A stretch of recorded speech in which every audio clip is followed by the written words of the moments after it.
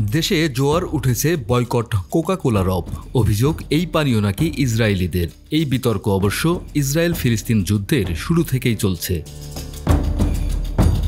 নতুন করে এই বিতর্কের আগুনে ঘি ঢেলে দেয় কোকা-কোলা বাংলাদেশের একটি বিজ্ঞাপন চিত্র, যেটিতে মডেল হিসেবে দেখা গেছে ব্লকবাস্টার ব্যাচেলর পয়েন্ট সিরিজের অন্যতম দুজন সদস্য শরাফ আহমেদ জীবন ও শিমুল শর্মাকে। তবে বিজ্ঞাপন চিত্রটি ব্যাচেলর কর্তা কাজল আরিফিন অমির নির্মাণে নয়, যেটি তিনি 10 জুন দুপুরেই সাফ জানিয়ে দেন। পরে জানা গেছে অভিনয়ের পাশাপাশি বিজ্ঞাপন চিত্রটি অভিনেতা জীবন নিজেই বানিয়েছেন। ফলে বেলা শেষে বিতর্ক বা সমালোচনার কেন্দ্রবিন্দুতে ছিলেন লাবু কমিশনার খ্যাত জীবন।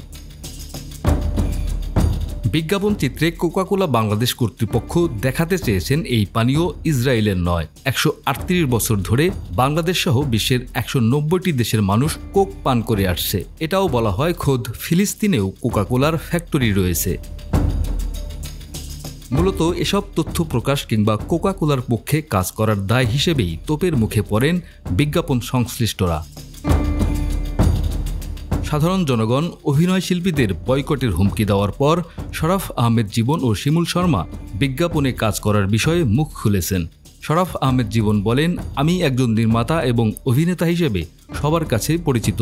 বিগত 2 দশক ধরে আমি নির্মাণ ও অভিনয়ের সাথে জড়িত। ব্যক্তিগত জীবনে আমি সবসময় মানবাধিকার বিরোধী যে কোনো আগ্রাসনের বিপক্ষে দাঁড়িয়েছি এবং আপনাদের অনুভূতি ও মতামতের প্রতি শ্রদ্ধাশীল থেকেছি। এদিকে শিমুল শর্মা বলেন, আমি মাত্র আমার জীবনের পথ চলা শুরু করেছি। আমার এই পথ চলায় ভুল ত্রুটি ক্ষমাসুলভ দৃষ্টিতে দেখবেন এবং আমাকে ভবিষ্যতে একজন বিবেকবান শিল্পী হয়ে ওঠার জন্য শুভকামনায় রাখবেন।